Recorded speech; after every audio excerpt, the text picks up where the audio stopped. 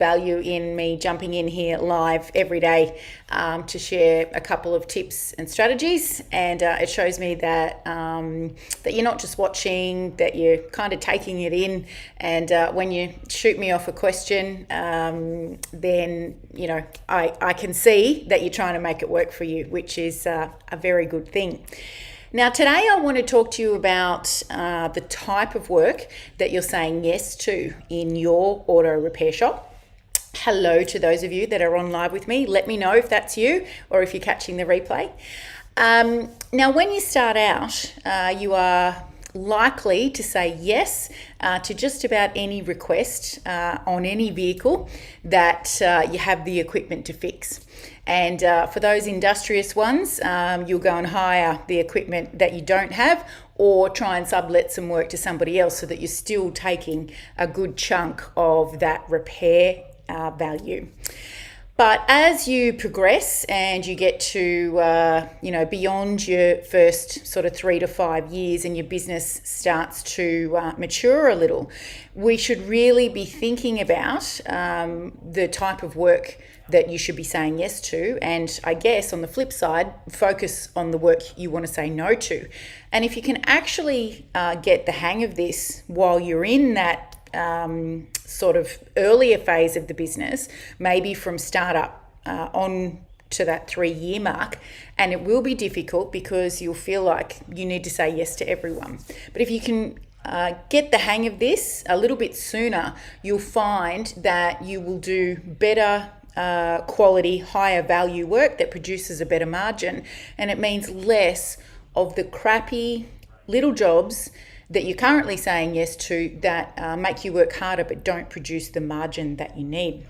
So if you're in general repair, you've obviously got to have quite a breadth of knowledge, skills and experience, either in yourself if you're solo, or across your team, because there's going to be all the different makes and models that we have here in the Australian and New Zealand car parks, and in the US as well. We have customers with lots of different needs. Now, when we're in general repair, yes, we need to be able to say yes to a lot, but within that, there are certain types of customers and certain types of jobs that you should feel okay to say no to. Now, I've done a YouTube training before on just say no, learn how to say it. And it kind of ties in with what I was talking about yesterday, with slowing down your estimating process and actually stopping to think, hey, do I even want to do this work? The last time I did it, I lost $1,000 in labor, or something else messed up and the customer wasn't happy anyway, and it's been back 5 times since. So just because your door is open doesn't mean that you have to take everything from everyone. And as you kind of get to this sort of 3 to 5 year point, you should have a really good understanding of the jobs when you slow down enough to take the time to accurately estimate them. Those jobs that make you good money, and we want to find more of those. So how do we do that? Well, it's definitely about going deep into those good margin jobs and the type of customers that bring those good margin jobs to you, and learning more about those types of customers so that we can find more. So I mentioned yesterday that we actually call this at the Workshop Whisperer nailing your niche. So nailing your niche is it will seem more simple to you if you're in restoration or performance, 4-wheel drive, and some other aspects of heavy vehicle. But when you're in general repair, unless you're specialising in a particular make or a couple of makes, it's not going to seem as obvious to you, but you still need to do the very same work, because as I've just mentioned, there are people and jobs that will come to you, and you should feel comfortable to say no to them because they don't make you the money that you need. So your first step here is to actually get really clear on what your high margin jobs are. And you might have a range of them. So there might be, certain levels of service which are higher margin. And if your upsell systems are in correct and in the right place, then you know that if you are able to upsell, this filter and X, Y, and Z, then you'll have a great margin. So you've got to make sure that your team is trained properly to look for the opportunities, ethically, of course. Then you might have certain repair jobs that you can bang out all day long, great quality and on time, great margin. Then you've got to take a step back and go to see what the customers look like.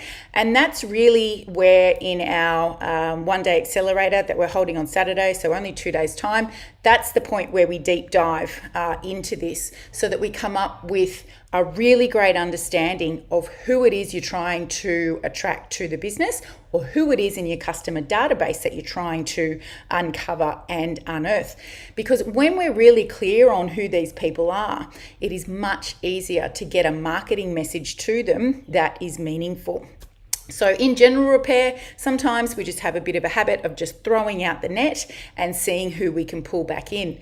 But if we can be strategic about this, then we have a much better chance of not working as hard, but achieving as good or better profit margin. And that's what we're all about.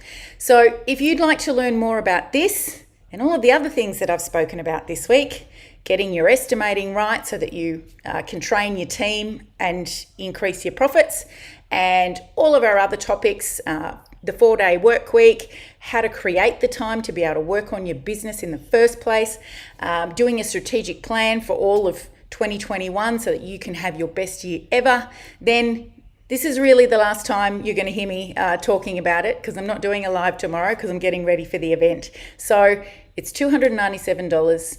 You can bring yourself and another member of the team. We'll get a digital event kit to you so you're all ready to go. It's 9 to 5.